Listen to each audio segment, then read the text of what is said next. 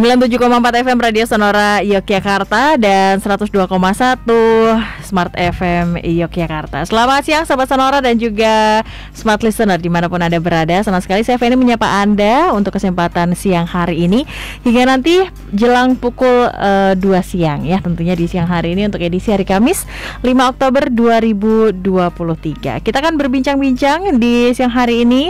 Ada di program Bincang Keluarga bersama kedua narasumber saya yang sudah hadir di studio. Kita sapa dulu yang pertama ada Ibu Erlina Hidayati Sumardi SIPMM selaku Kepala Dinas DP3AP2 DIY. Selamat siang Bu Erlina. Selamat siang Mbak Feni. Selamat siang juga sahabat Sonora dan Smart Listeners dimanapun berada. Kabar baik Ibu? Alhamdulillah baik hari ini. Oke, dan juga Ibu Erlina ditemani oleh Pak Umarudin Masdar SAG dari Komisi D DPRD DIY. Selamat siang Pak Umar. Selamat siang Mbak Feni dan selamat siang semua sahabat Sonora, Smart Listeners dimanapun berada, semoga sehat semua. Baik, juga. Terima kasih sudah hadir di studio Bu Erlina dan juga Pak Umar ya. Untuk siang hari ini kita akan berbincang dengan tema menarik yaitu perempuan berdaya, cerdas, berdemokrasi. Kami mengundang Anda untuk bergabung ya, untuk berdiskusi di siang hari ini boleh di 0817 5483200 atau juga mau telepon boleh di 557762. Baik, untuk Ibu Erlina dan juga Pak Umar, ini tema menarik ya. Kalau kemarin kita berbicara keluarga, sekarang kita lebih fokus ke perempuan nih, perempuan berdaya, cerdas, berdemokrasi. Nah, ini kenapa nih kita mengangkat tema seputar perempuan nih? Apa karena nanti tahun depan akan ada pemilu ya? Bagaimana nih, monggo silakan Ibu Erlina. Ya, ada salah satunya gitu, karena tahun depan ada pemilu gitu ya. Sementara proses berdemokrasi itu nanti akan kelihatan juga gitu ya, ketika menjalani memilih, menimbang dan sebagainya, atau bahkan yang ada yang perempuannya jadi caleg begitu ya, di dalam proses pemilu itu. Tapi pada dasarnya kenapa kok perempuan harus berdaya? Baik. Ya karena perempuan ini dikatakan tiang negara ya. Kalau laki-laki tiang apa Pak? Tiang jaler. Tiang jaler. Jadi betapa pentingnya peran perempuan. Pertama adalah di dalam keluarga ya. Sebagai partner gitu ya, artinya bermitra dengan suaminya di dalam menegakkan keluarga atau membangun ketahanan keluarga menjadi keluarga yang harmonis. Kemudian yang kedua, meskipun ini juga bersama-sama dengan suami ya, sebagai bapak dari anak-anak begitu, mengasuh anak, artinya perempuan harus memiliki pengetahuan, wawasan yang luas juga mengenai parenting gitu ya. Nah, jadi belajar dulu apa itu parenting, kemudian memahami psikologi perkembangan, terus bagaimana kemudian bisa menerapkannya di dalam pola asuh terhadap anak-anaknya gitu ya. Sudah tentu ini bersama-sama dengan suami tadi atau bapaknya anak-anak tadi. Nah, tetapi karena di dalam banyak keluarga di Jogja begitu ya, di keluarga Jawa gitu ya, peran pengasuhan itu memang kemudian banyak dilakukan oleh perempuan. Karena memang ada banyak juga keluarga di masyarakat kita itu yang bersepakatnya gitu ya, kesepakatan-kesepakatan yang dibangun antara suami dan istri itu kemudian meletakkan suami sebagai pencari nafkah gitu ya, bekerja di luar rumah begitu, dan banyak perempuan yang kemudian melakukan ketugasannya di domestik begitu. Meskipun tetap ada gender, tetapi ada yang pilihan kesepakatannya seperti itu. Maka kemudian menjadi perempuan ini utama di dalam mengelola rumah tangga, mengelola keluarga dan mengasuh anak gitu ya. Termasuk diantaranya mendampingi ketika anak-anak harus belajar gitu. Nah, maka memang kenapa kok harus berdaya gitu, karena salah satunya itu plus banyak juga perempuan yang berperan sekaligus dua-duanya. Baik itu di dalam mengelola keluarga, termasuk mengasuh anak bersama-sama dengan suami, tetapi juga mencari nafkah atau bekerja di luar rumah begitu. Sehingga perlu untuk kecerdasan tersendiri gitu ya, menjalankan dua peran ini gitu. Dan kecerdasan itu harus dimiliki dua-duanya antara suami dan istri gitu. Nah, maka perempuan jangan ketinggalan. Jadi selain laki-laki juga perempuan ini harus berdaya juga. Pertama juga karena dalam rangka kalau kemudian juga berdaya secara ekonomi, maka kemudian punya daya tawar yang seimbang gitu ya dengan suaminya. Kemudian memiliki pilihan-pilihan sendiri ketika memiliki penghasilan sendiri juga gitu, untuk kemudian memutuskan penghasilannya itu untuk apa. Biasanya kan untuk meningkatkan keberdayaan juga sama untuk meningkatkan kesejahteraan keluarga gitu ya. Nah, kemudian kenapa harus berdaya juga, karena banyak peran-perannya kemudian, baik yang perempuan sebagai ibu rumah tangga maupun perempuan yang juga berkarir di luar rumah begitu, banyak kesempatan-kesempatan untuk perempuan ini ikut serta di dalam memutuskan keputusan-keputusan publik begitu ya. Ikut di dalam lembaga-lembaga masyarakat begitu. Kemudian ikut di dalam pertemuan-pertemuan yang memutuskan keputusan-keputusan yang diambil untuk ranah publik begitu. Baik itu di dalam rapat RT, rapat dusun, musrenbang kalurahan dan sebagainya dan seterusnya begitu. Nah, sehingga perempuan harus berdaya dong gitu. Cerdas juga untuk kemudian menggunakan hak-haknya dan kemudian menangkap ilmu-ilmu lainnya gitu ya, untuk menambah wawasan sehingga kemudian lebih berisi gitu ya, lebih menguasai banyak masalah gitu, sehingga kemudian bisa menyampaikan kebutuhan kepentingannya di dalam pembuatan keputusan-keputusan, yang salah satu keputusan atau beberapa keputusan-keputusan itu nantinya juga berimbas atau berdampak pada perempuan maupun pada anak gitu ya. Biasanya kalau perempuan mikirnya tidak hanya dirinya sendiri tapi juga ke anak-anak gitu. Nah, itu kenapa pentingnya gitu. Kemudian kenapa kok harus cerdas berdemokrasi? Nah, karena di dalam demokrasi ini kan pemerintahan yang kemudian melibatkan rakyat begitu ya, baik dari rakyat untuk rakyat oleh rakyat begitu, sehingga perempuan sebagai salah satu komponen rakyat tadi ya harus berdaya, harus cerdas gitu. Nah, dalam rangka pemilu sudah tentu tadi, sehingga pertama adalah sebagai pemilih gitu ya, calon pemilih begitu, maka perempuan harus bisa menggunakan hak-haknya untuk memilih, dan menggunakan hak-haknya itu dengan wawasan-wawasan yang banyak begitu, yang cukup untuk kemudian bisa memilih, menentukan pilihan. Kemudian juga karena salah satu perannya di dalam pengasuhan anak tadi menyiapkan anak-anak yang menjadi pemilih pemula untuk juga memiliki wawasan terkait dengan kepemiluan ini. Bagaimana memutuskan memilih calon legislatif yang mana dan sebagainya, calon presiden yang mana dan sebagainya lah, seperti itu. Sehingga penting karena biasanya yang banyak ditanya oleh anak-anak itu ibunya gitu. Nah, kemudian juga cerdas berdemokrasi itu menjalankan kewajibannya dengan baik. Selain memilih tadi tidak golput, juga kemudian di dalam proses berdemokrasi itu tidak melakukan hal-hal yang negatif. Misalnya terkait dengan berita hoax itu ya, menyebarkan berita hoax, memproduksi berita hoax misalnya, atau kemudian ikut serta komen terhadap berita-berita yang hoax dan sebagainya, yang memperkeruh keadaan misalnya ya, yang membuat tidak kondusif misalnya. Nah, sehingga perempuan juga harus cerdas untuk menghindari hal-hal yang negatif tadi, yang menimbulkan ekses-ekses negatif bagi masyarakat, dan jangan jadi contoh yang buruk bagi anak-anaknya gitu. Itu semua kenapa kok tema kali ini perempuan berdaya cerdas berdemokrasi itu penting untuk kita bahas bersama gitu. Jadi cukup banyak ya Bu ya, peran perempuan di dalam keluarga dan juga tentunya di dalam kegiatan sosial seperti itu ya. Kalau dari Pak Umar sendiri bagaimana nih menanggapi tema kita untuk siang hari ini? Berdemokrasi itu kan tidak hanya soal pemilu tadi. Jadi yang perlu dilihat adalah demokrasi itu tadi Bu Erli menyatakan suatu katakanlah sistem sosial pemerintahan politik yang dari rakyat, oleh rakyat dan untuk rakyat. Karena itu termasuk perempuan, tidak ada dari laki-laki oleh laki-laki, semua untuk semua rakyat. Dan itu pemilu hanya sebagai salah satu instrumen demokrasi, dan itu juga jangan dianggap tiap 5 tahun, karena demokrasi itu bisa juga merupakan day-to-day activity. Setiap hari kita bisa mempraktekkan demokrasi. Tadi misalnya rapat RT, rapat apapun, karena soal bagaimana menyuarakan pendapat itu juga bagian dari demokrasi. Dan perempuan berdaya itu penting karena agar tidak ada kebijakan keputusan dalam demokrasi itu yang kemudian bias gender atau bias laki-laki, bias perempuan.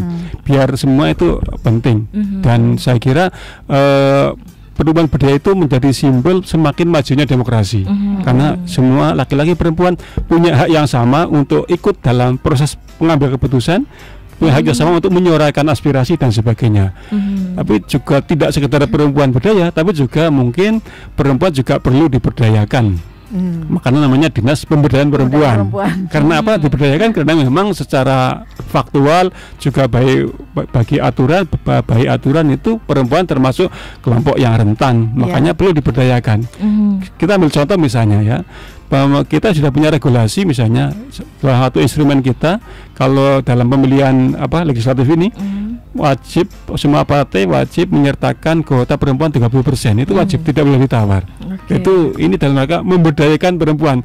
Tapi perempuan juga harus harus berdaya agar ketika kuota 30% itu sudah dicapai, mereka juga bisa terpilih. Ya berdaya juga diberdayakan. Diberikan itu ya semacam affirmative action. Tapi kalau berdaya itu perempuan sendiri punya kualitas, kita ajak untuk bisa masuk dalam demokrasi, dan itu akan mempengaruhi kualitas demokrasi kita. Semakin banyak perempuan yang terlibat, itu semakin baik demokrasi kita, karena menandakan bahwa demokrasi kita tidak ada bias, gender dan sebagainya, dan itu akan menguntungkan kita semua. Kita bisa mengambil contoh beberapa pemimpin besar dunia yang berhasil itu juga perempuan. Itu menunjukkan bahwa mereka itu bisa menjadi pemimpin yang baik, dan itu jangan lagi ada stereotip pada anggapan perempuan tidak bisa memimpin. Dan itulah pentingnya perempuan berdaya dan demokrasi yang cerdas. Cerdas berdemokrasi, teman-teman. Maka tadi kata Bu Erlina, kita ketika cerdas berdemokrasi berarti kita akan semakin melibatkan perempuan, karena secara baik kata riset perempuan memang lebih cerdas daripada laki-laki. Dan kalau selalu ikut serta di dalam apa yang disampaikan Pak Umar tadi kan, kemudian menjadi terlatih ya, makin terlatih begitu. Nah, salah satu juga yang kemudian menjadi dampak positif ketika perempuan itu ikut di dalam berdemokrasi tadi, itu juga kemudian bisa menerima keputusan-keputusan atau kesepakatan bersama gitu ya, yang mungkin bukan idenya atau yang bukan merupakan apa yang ingin diraihnya begitu ya, sehingga menerima keputusan yang berbeda dengan keinginan sendiri itu juga salah satu yang harus juga bisa dilakukan oleh masyarakat kita termasuk perempuan tadi. Oke, dan ada istilah memang anak yang cerdas lahir dari ibu yang cerdas, seperti itu ya Bu ya. Oke, nanti kita lanjutkan lagi perbincangan kita di tema Bincang Keluarga dengan tema perempuan berdaya cerdas berdemokrasi. Tetap bersama kami sahabat Sonora dan juga Smart Listener di 97,4 FM Radio Sonora Yogyakarta dan 102,1 Smart FM Yogyakarta.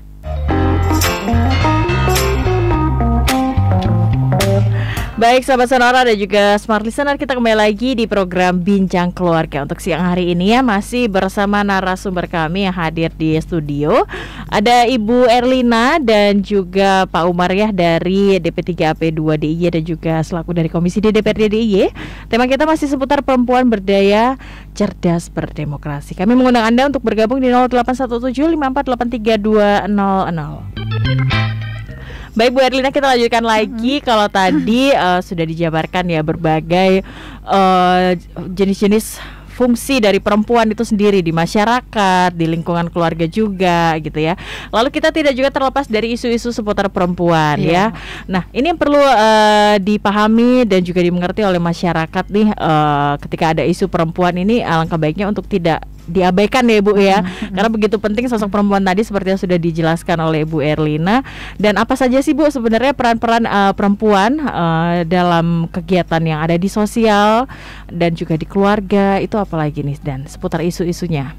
Ya, banyak ya isu-isu perempuan itu bisa terlihat dari indikator-indikator ya, bahwa masih adanya ketimpangan gitu ya, ketimpangan di beberapa sektor. Artinya bahwa pembangunan kita itu ternyata masih belum semuanya bisa adil gender gitu ya. Artinya antara laki-laki dan perempuan itu bisa sama, baik itu dari sisi akses, baik itu dari sisi partisipasi, kemudian baik dari sisi manfaat maupun ketika mengontrol hasil-hasil pembangunannya gitu. Nah, ini kemudian ada hitungan-hitungan gitu ya di dalam indikator-indikatornya yang akan tampak di sektor mana saja gitu yang masih ada ketimpangan-ketimpangan itu. Nah, di berbagai ketimpangan itulah yang kemudian harus didandani atau diperbaiki gitu ya, prosesnya, termasuk proses di dalam berdemokrasinya gitu. Artinya di dalam pembuatan keputusan atau kebijakan-kebijakan yang terkait yang untuk masyarakat gitu. Apakah itu sudah adil gender atau belum? Proses pembuatan keputusannya apakah sudah melibatkan sama antara laki-laki dan perempuan gitu. Karena kan kebutuhannya berbeda ya, kepentingannya berbeda-beda gitu. Kalau perempuan kan karena mengalami sendiri gitu, menstruasi, kemudian mengalami sendiri bagaimana menyiapkan reproduksinya supaya sehat gitu, sehingga nantinya bisa mengandung dengan sehat juga gitu. Melahirkan dengan sehat juga, baik ibu dan bayinya selamat dan sehat gitu. Kemudian mengalami sendiri juga proses menyusuinya gitu. Dan lain-lain gitu. Yang ini akan berbeda dengan apa yang dialami oleh laki-laki gitu ya. Apa saja kesulitannya, apa saja masalahnya, sehingga memerlukan supporting gitu ya, fasilitasi dan apapun itu untuk bisa permasalahan itu teratasi gitu ya, terfasilitasi dan sebagainya. Sehingga perempuan harus berperan di dalam semua proses berdemokrasi itu, dari mulai tingkatan yang kecil di dalam keluarga, di keluarga pun ada juga proses demokrasi kan, kemudian di tingkatan terdekat seperti RT, RW atau dusun, kemudian di tingkat kelurahan atau desa, sampai yang lebih lagi di Kapanewon, kecamatan, kabupaten sampai provinsi begitu ya. Keterlibatan perempuan ini menjadi penting gitu, apalagi di ranah-ranah atau area-area yang masih ada ketimpangannya, di mana perempuan belum begitu terperhatikan, belum tersupport, belum terfasilitasi dengan baik begitu. Yang itu kemudian harus dilakukan program kegiatannya seperti apa, termasuk regulasi, kebijakan dan lain-lain, termasuk anggaran diantaranya gitu. Nah, pentingnya di situ. Nah, perannya apa saja perempuan itu ya, pertama sebagai aktor tadi ya, aktor yang terlibat langsung gitu. Kemudian juga yang kedua, bagaimana perempuan ini juga memiliki akses-akses, baik itu data, baik itu program kegiatan, supaya bisa ikut serta. Kemudian juga memiliki akses untuk bagaimana mengetahui program kegiatan beserta anggaran-anggarannya itu apakah sudah adil bagi laki-laki dan perempuan atau tidak, sehingga bisa melakukan ketugasan untuk mengontrol dengan baik begitu. Dan lain-lain ketugasan yang memang diperlukan dalam rangka untuk proses berdemokrasi yang baik tadi, baik itu di tingkatan keluarga, keputusan yang terdekat, maupun dalam hal-hal yang lebih makro lagi begitu. Oke, baik. Dan kalau tadi sempat disinggung oleh Pak Umar bahwa untuk bacalek untuk tahun ini dan tahun-tahun seperti biasa itu kan 30% ya minimal seperti itu ya. Berarti ada isu bahwa perempuan itu sedikit tertinggal di politik seperti itu ya. Dan itu penyebabnya apa sih, dan kenapa perempuan itu perlu berpolitik nih? Monggo silakan. Yang pertama, jadi dalam beberapa kajian ada namanya apa ya, pembangunan di negara-negara yang dalam tanda petik belum maju itu dianggap belum sesuai gender, jadi belum berpihak kepada perempuan. Ya, itu salah satunya adalah karena memang perempuan belum banyak terlibat dalam pengambilan keputusan. Itu apa lazim terjadi di mana-mana. Jadi karena perempuan itu dalam teori kan yang paling tahu tentang perempuan ya harusnya perempuan itu sendiri. Misalnya sebagai contoh, misalnya hak untuk cuti bagi seorang ibu yang menyusui, hak bagi pekerja itu kan harusnya dibedakan antara cuti bagi laki-laki dan perempuan, karena perempuan ada apa ya, kodrat untuk menyusui harusnya lebih lama, tapi prakteknya masih sama. Hak cutinya masih sama, cuma harus lebih lama misalnya dalam hal konteks untuk mengasuh anak, misalnya seperti itu. Itu karena memang perempuan, kenapa regulasinya masih belum adil gender, karena memang perempuan belum banyak terlibat dalam pengambilan keputusan. Dan itu yang harus kita terobos agar kita tata agar perempuan lebih banyak terlibat dalam dunia politik. Itu yang pertama. Yang kedua, saya kira tadi yang disebut Bu Lina, semakin banyak perempuan yang terlibat dalam dunia politik, dalam pengambilan keputusan, dalam pengawasan pembangunan, itu akan semakin membuat pembangunan kita menjadi semakin adil gender, termasuk semakin ramah perempuan, dan itu akan terjangkau jika banyak perempuan terjun dalam dunia politik.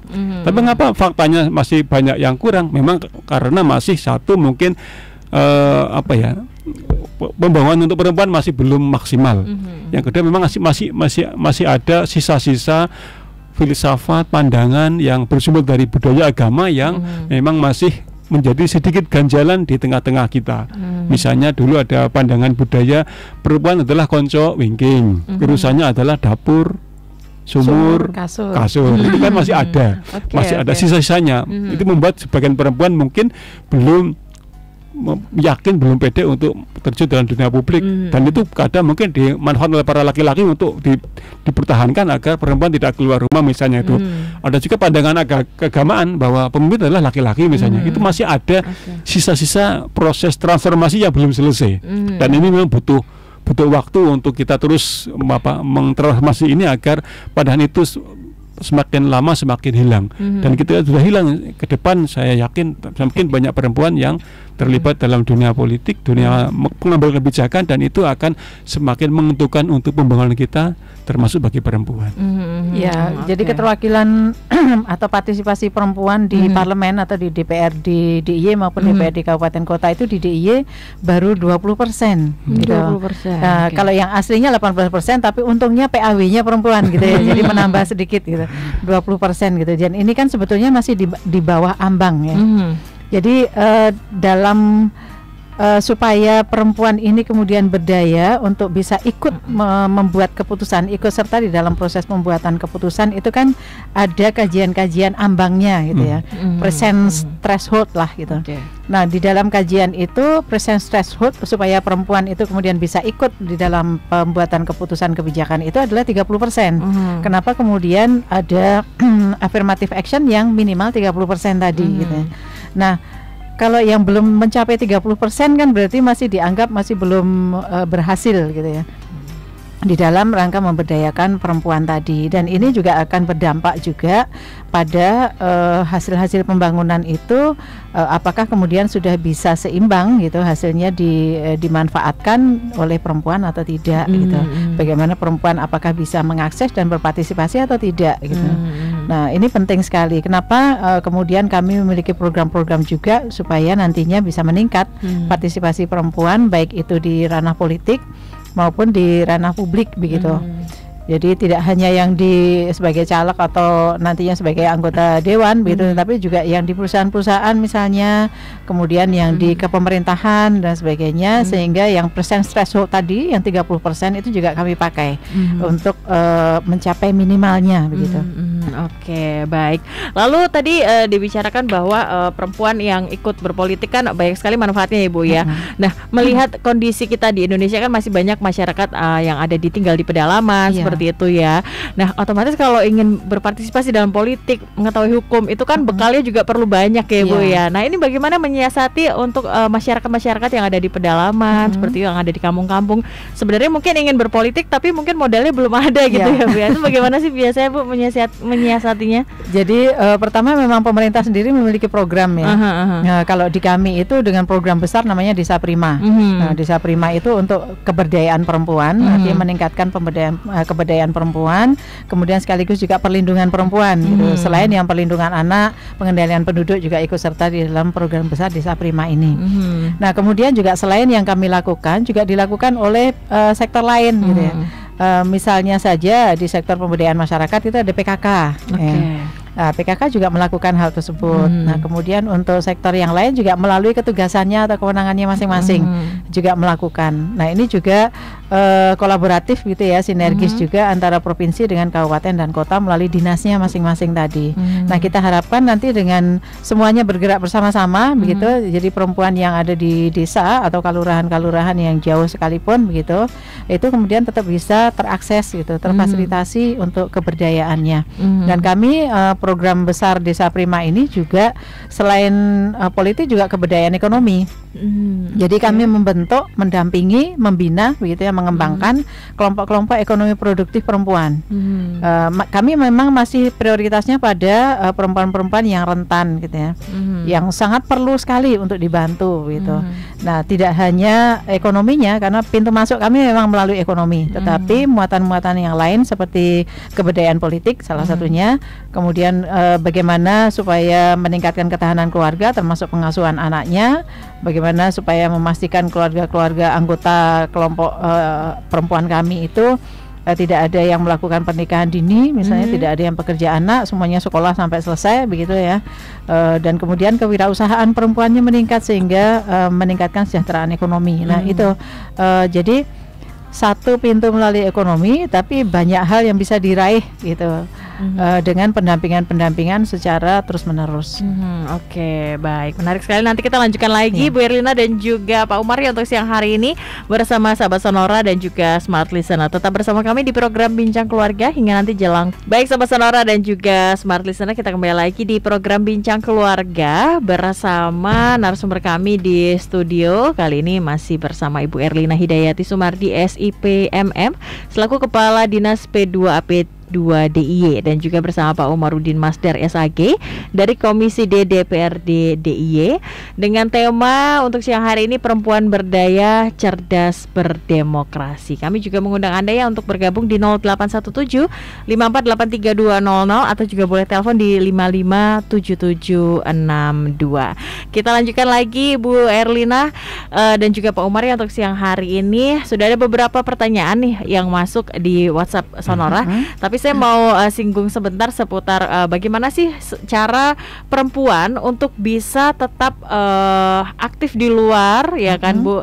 Kemudian juga bisa mengatasi dan juga mengatur keluarganya yang ada di dalam itu. Tentunya kan pasti banyak sekali harus harus dilakukan ya Bu ya. Nah itu bagaimana Ibu yang triknya nih, tips dan triknya nih dari Ibu Erlina nih, monggo silakan. Jadi masing-masing memang punya pilihan ya, dan kemudian keputusan gitu, termasuk triknya tadi bagaimana menyiasati istilahnya ya, kesibukan bekerja di luar gitu, maupun kemudian mengelola rumah tangga gitu. Pertama adalah memang harus bisa bermitra dengan baik dengan pasangannya gitu ya, sehingga tidak bekerja sendiri gitu, tidak melakukan sendiri tetapi bersama-sama berdua gitu, karena kan keluarga itu kan dibangun berdua gitu ya, janjinya adalah kontraknya berdua gitu, sehingga tidak ada salah satu yang dirugikan gitu, tidak ada salah satu yang kemudian direndahkan dan sebagainya, jadi harus bersama-sama bermitra.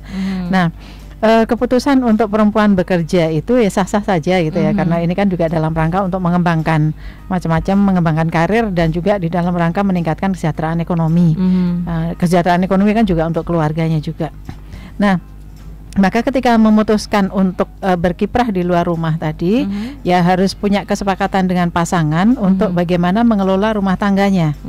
Siapa yang bersih-bersih, siapa yang mengasuh anak gitu, yang mengantar jemput sekolah dan sebagainya gitu ya.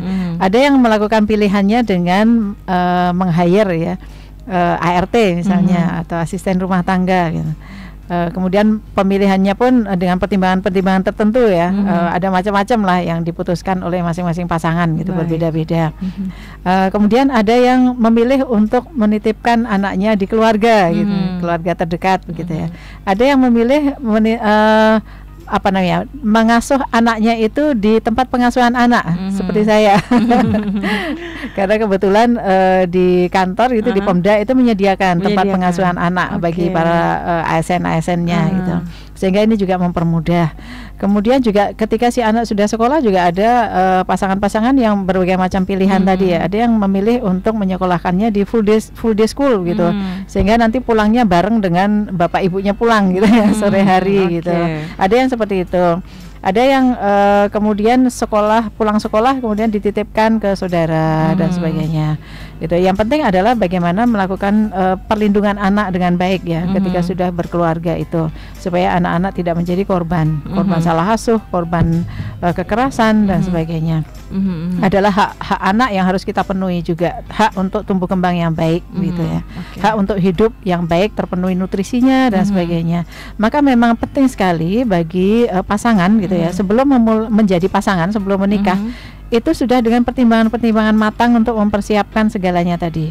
Mendiskusikan meskipun belum punya anak begitu ya. Mendiskusikan dengan calon pasangannya begitu. Nanti kalau sudah punya anak gimana? Apakah saya masih boleh berkarir dan sebagainya? Itu kan harus diputuskan sebelum ya. Sehingga kayak kontrak gitu. Seperti kontrak di awal begitu, sehingga nanti kalau ada salah satu yang menyalahi kontrak kan kemudian bisa ada diskusi untuk kemudian membenahi kembali gitu. Seringkali juga kemudian ada kontrak yang baru gitu, ada kesepakatan yang baru gitu ketika mengalami masalah. Nah, hal-hal seperti ini memang penting untuk diberikan edukasinya kepada calon-calon pasangan gitu, calon pengantin gitu. Tidak hanya membayangkan yang baik-baik, yang enak-enak saja gitu. Di dalam berkeluarga itu ada banyak yang harus kemudian dipertimbangkan, diputuskan untuk bersama gitu. Supaya jangan sampai nanti sudah terlanjur berkeluarga ada masalah dan tidak ada solusinya gitu, sehingga kemudian bercerai. Itu kan disayangkan sekali. Nah, itu maka kedewasaan baik perempuan maupun laki-laki itu sangat-sangat penting. Oke, baik. Kalau dari Pak Umar sendiri, bagaimana nih menanggapinya seputar kegiatan perempuan yang cukup aktif ya, kalau perempuan ingin beraktif di luar ya kan, bekerja kemudian juga mengurus rumah tangga, baik sekali harus dilakukan. Itu bagaimana nih dari sosok laki-laki nih mungkin saya melihatnya, monggo. Keluarga itu katakanlah model rule terkecil dari sebuah sistem demokrasi. Jadi itu ada kumpulan banyak orang, banyak individu, dan itu hanya akan tumbuh dengan baik ketika cara pandang yang demokratis juga tumbuh dengan baik. Karena semakin pandangannya demokratis itu semakin semua bisa menyuarakan kepentingan dan aspirasi masing-masing suami, istri, anak, dan yang lain. Itu akan tumbuh dengan baik.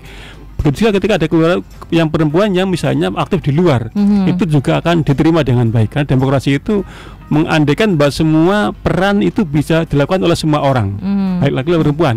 Justru ketika pandangan demokrasi itu tidak tumbuh, maka timbullah pandangan yang tidak demokratis, misalnya perempuan itu harus di rumah, tidak boleh di luar. Itu pandangan yang melawan demokrasi. Justru saya kira ketika di rumah tangga itu pandangannya demokratis tumbuh dengan baik, maka keluarga itu tumbuh dengan baik juga, karena masing-masing akan menjalankan perannya masing-masing, suami perannya, istri juga perannya, dan tidak ada coupling bahwa ini peran khusus perempuan, ini peran khusus laki-laki, nggak ada. Kecuali di yang kodrat ya, yang kodrat. Dua itu semua bisa. Ketika si suami saya mengatakan perempuan nggak boleh di luar, itu berarti pandangannya bukan hanya tidak gender, tidak adil gender, tapi juga tidak memahami pentingnya demokrasi itu memberikan ruang yang seluas-luasnya kepada orang, kepada kita laki-laki perempuan untuk berkiprah dimanapun. Dan saya kira keluarga adalah laboratorium pertama bagaimana kita mempraktekkan demokrasi.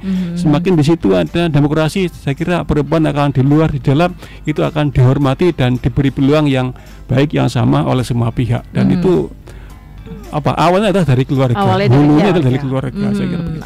Jadi latihan berdemokrasi pertama dan penting itu di dalam keluarga. Sama seperti pertanyaan, maaf saya potong dulu.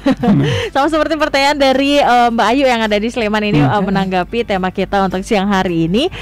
Selamat siang juga Bapak dan Ibu Erlina, saya ngefans banget nih sama Ibu. Selalu sehat selalu Ibu dan Bapak. Amin. Nah, ini mau tanya ya, di beberapa negara bahkan di daerah yang ada di Indonesia sendiri, suara perempuan lebih kecil didengarkan dibandingkan suara dan keputusan laki-laki. Nah, menanggapi hal ini, bagaimana Ibu pengetahuan atau sosialisasi seperti apa yang bisa kita sampaikan kepada keturunannya supaya kesetaraan gender di sini bisa terwujud. Nah, ini masih diterapkan di keluarga saya, tapi hanya sampai Mbah Putri saja. Nah, alhamdulillah Bapak dan Ibu sudah lebih peduli terhadap kesetaraan gender. Nah, ini bisa terjadi ya Ibu ya. Jadi mari kita mulai gitu ya. Jadi jangan hanya didiskusikan terus gitu atau membaca buku terus dan sebagainya, tapi mari segera kita mulai di lingkungan terdekat kita, keluarga gitu ya. Sehingga nanti ke anak turun kita gitu sudah berubah gitu ya. Pertama adalah terkait dengan relasi yang setara antara kita dengan pasangan gitu ya.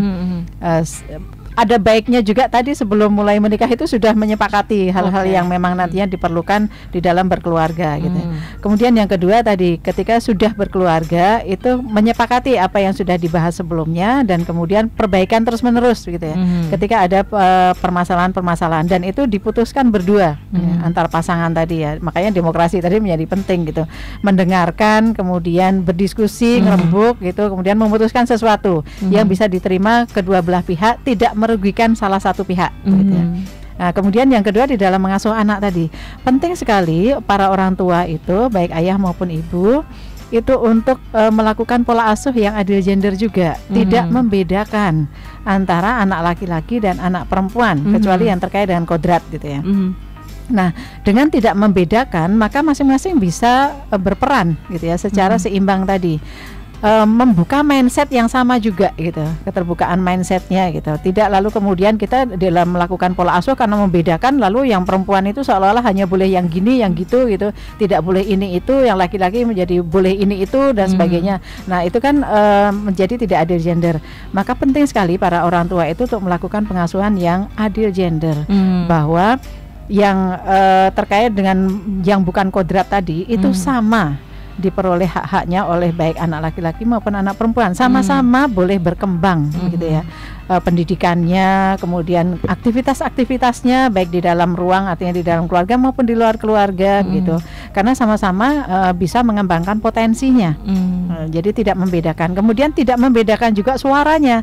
Jadi baik terhadap anak laki-laki dan anak perempuan juga diminta untuk bersuara, menyampaikan ide, pendapat, masukan, sama-sama berdebat begitu.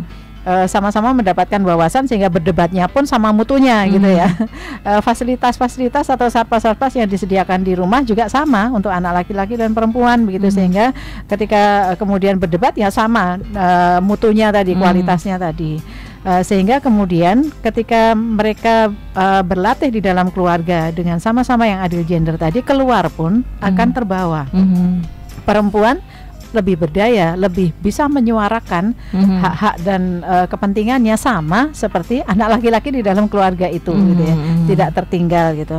Nah ini pentingnya gitu. Kalau yang sekarang itu kita melihat masih ada ketimpangan, perbedaan dan sebagainya, yaitu berasal dari pola pengasuhan yang masih belum adil gender tadi, sehingga kemudian tampak keluarnya adalah seperti itu di luar keluarga.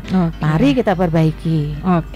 Dimulai dari keluarga itu tadi ya. Dari Pak Umar mungkin ada yang mau ditanggapi seputar pengalaman dari Mbak Ayu ini?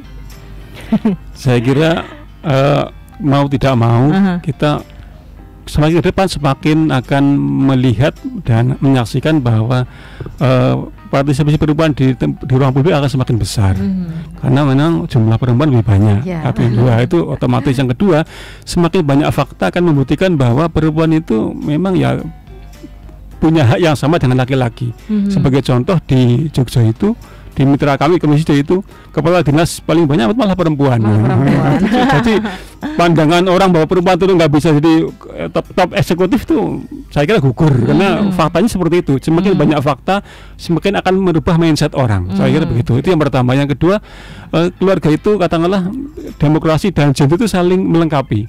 Ketika kesadaran gender dalam keluarga tumbuh dengan baik, maka demokrasi juga akan tumbuh dengan baik. Ketika demokrasi dalam keluarga tumbuh dengan baik, maka keadilan gender juga akan tumbuh dengan baik. Itu dua-duanya akan saling melengkapi, dan itu bisa dimulai dua-duanya atau salah satunya akan saling menguatkan. Tadi misalnya Bu Erina mengatakan bahwa laki-laki dan perempuan punya hak yang sama di luar kodrat, itu memang harus ditanamkan kepada keluarga kita, pada anak-anak kita, biar rasa keadilan gender itu, setara gender itu sudah tumbuh dari keluarga. Dan ketika itu tumbuh, maka ke depan saya kira perempuan akan percaya diri, akan berdaya untuk bisa memasuki dunia politik, memasuki dunia demokrasi, dan pandangan yang yang masih agak minor, agak dengan sendirinya akan hilang. Saya kira begitu. Oke, terima kasih Pak Umar dan juga Ibu Erlina. Kemudian ada lagi, ini pertanyaan hampir sama ya, dari Ibu Wanda di Bantul. Masyarakat di sekitar saya itu masih ada yang menganggap perempuan itu ya untuk urusan domestik. Ya mungkin tadi sudah ditanggapi hampir sama ya Ibu ya.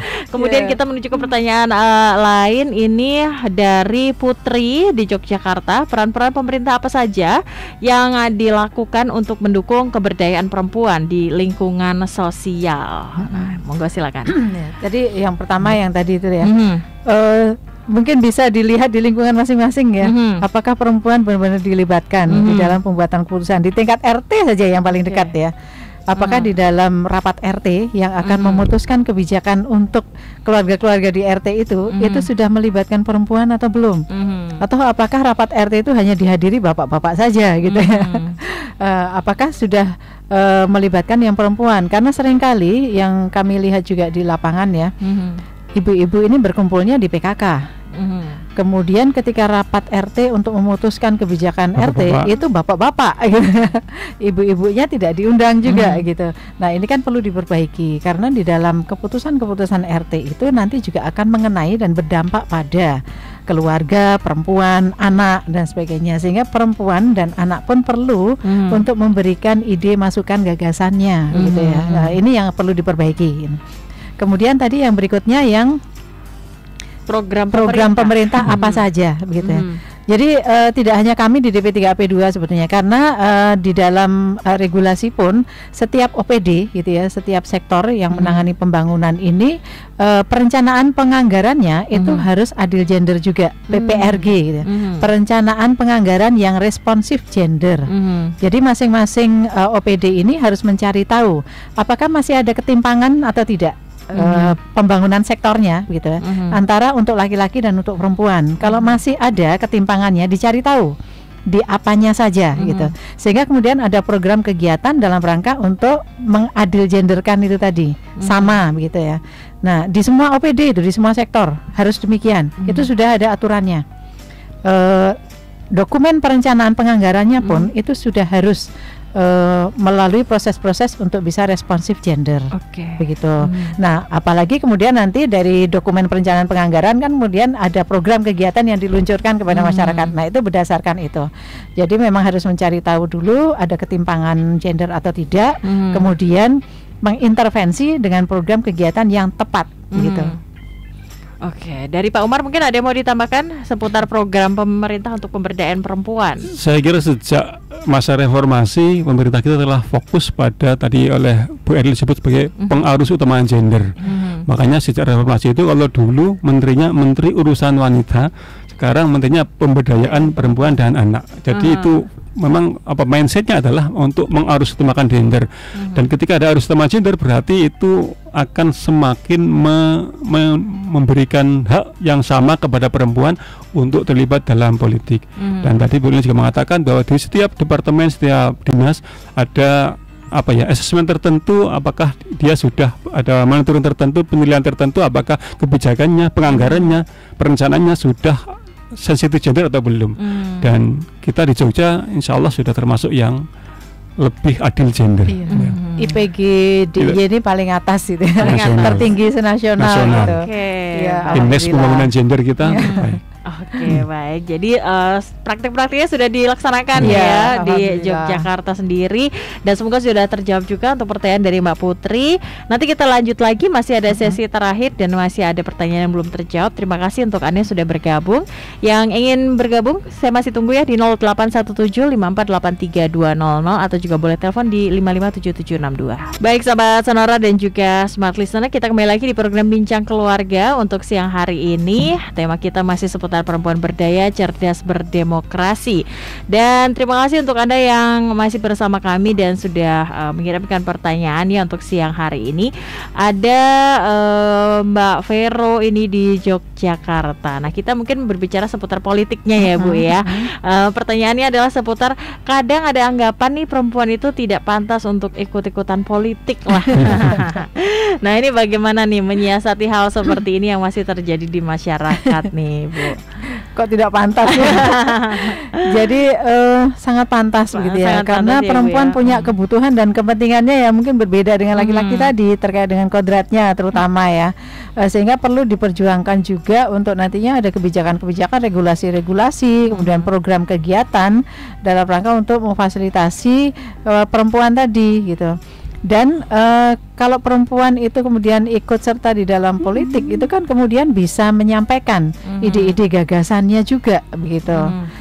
Maksud sudah berpendidikan, sudah mengalami pendidikan yang lama begitu ya, tingkat tinggi dan sebagainya, kemudian tidak berperan kan, eman-eman gitu ya.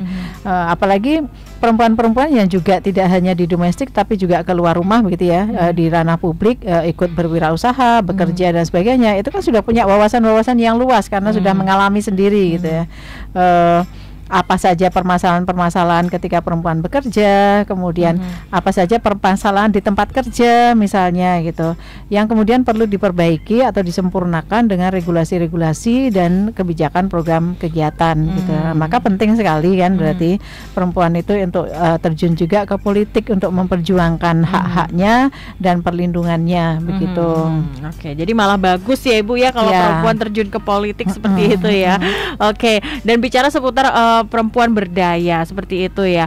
Stereotip apa yang sebenarnya perlu dirubah di masyarakat nih supaya perempuan itu sadar akan dirinya tuh bahwa dia harus tangguh, harus kuat dan bisa berdaya nih Bu nih, monggo silakan. Pertama stereotip ya, perempuan dianggap lemah, lemah secara fisik gitu, terutama gitu. Tapi ini juga ada masalahnya dengan kesalahan ketika pola parenting tadi, gitu, yang membedakan anak laki-laki dan perempuan. Anak laki-laki itu boleh keluar rumah gitu, main sepak bola, ikut bela diri, membangun fisiknya sehingga kuat dan sebagainya. Yang anak perempuan itu enggak gitu. Lebih banyak di dalam rumah, membersihkan rumah, tidak ikut bela diri dan sebagainya. Nah ini kan kemudian membatasi ya, membatasi kemampuan ataupun kecakapan fisik dari perempuan sendiri. Nah itu yang harus kita perbaiki juga. Nah stereotip lainnya adalah perempuan itu lemah lembut gitu, sehingga tidak pantas jadi pemimpin gitu ya, seolah-olah begitu, karena pemimpin diperlukan orang yang tegas gitu, orang yang bisa memutuskan dengan cepat misalnya, orang yang bisa mengambil peran gitu yang lebih gitu, sehingga kemudian bisa memutuskan sesuatu. Nah ini juga ada kaitannya juga ketika di pola parenting. Kenapa perempuan menjadi tidak tegas tadi? Karena proses demokrasi di dalam keluarganya tidak berhasil gitu ya. Tadi sudah disampaikan di sesi sebelumnya gitu. Maka memang penting sekali untuk merubah itu.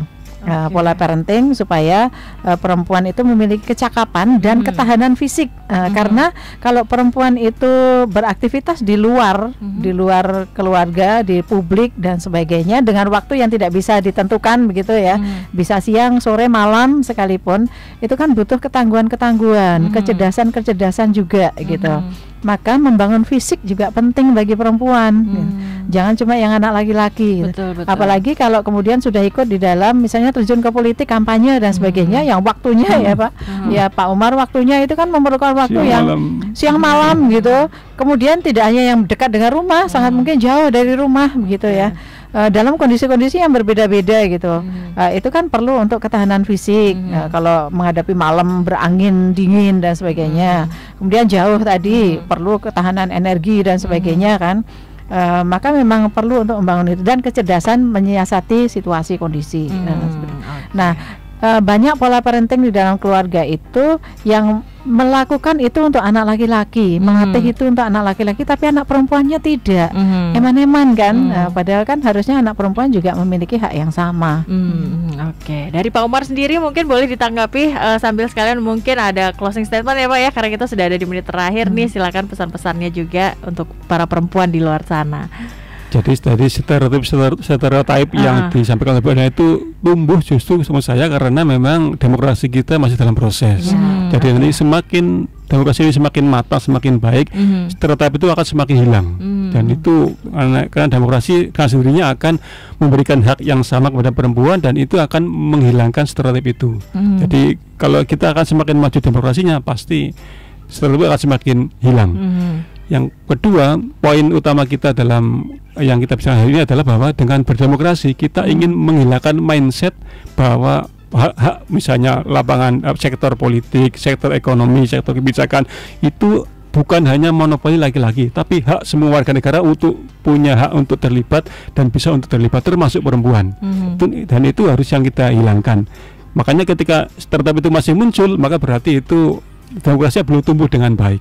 Maka ke depan kami berharap dengan makin kuatnya demokrasi kita, stereotip itu akan hilang, dan ketika stereotip itu akan hilang, maka berarti sudah akan semakin adil gender dan akan semakin baik dari sisi gender. Oke. Dari Bu Erlina sekaligus kita penutup untuk siang hari ini. Yang pertama, di dalam proses berdemokrasi, utamanya di dalam keluarga itu ya sebagai tempat yang paling baik untuk berlatih demokrasi tadi, ya memang semuanya harus setara tadi, berpikiran yang setara, punya mindset yang setara gitu ya, adil gender antara laki-laki dan perempuan. Kemudian melakukan dengan benar gitu, dan berproses terus untuk penyempurnaannya gitu, sehingga di dalam keluarga ini tumbuh demokrasi yang baik, dan itu nanti berlatihan di dalam keluarga itu juga akan bisa diterapkan di luar dari keluarga itu. Sehingga penting untuk hal ini.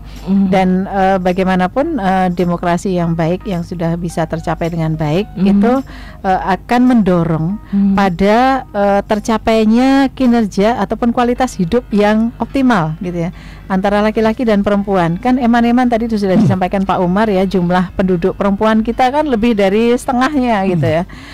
Sementara perempuan-perempuan ini juga SDM yang sangat bermanfaat gitu, sebagai sumber daya yang bermanfaat untuk pembangunan. Kalau tidak diberdayakan, tidak dimanfaatkan untuk mendorong pembangunan menjadi lebih optimal, lebih maju, eman-eman gitu. Nah, jadi marilah kita berpikir makro dan berpikir mikro gitu ya, sehingga bisa melakukan segalanya dengan baik. Oke, baik. Terima kasih untuk Ibu Erlina dan juga Pak Umar untuk kehadirannya di siang hari ini, dan juga untuk sahabat Sonora dan juga Smart Listener. Terima kasih atas kebersamaannya kita di program Bincang Keluarga. Saya Vini pamit di siang hari ini. Selamat melanjutkan aktivitas Anda dan sampai jumpa.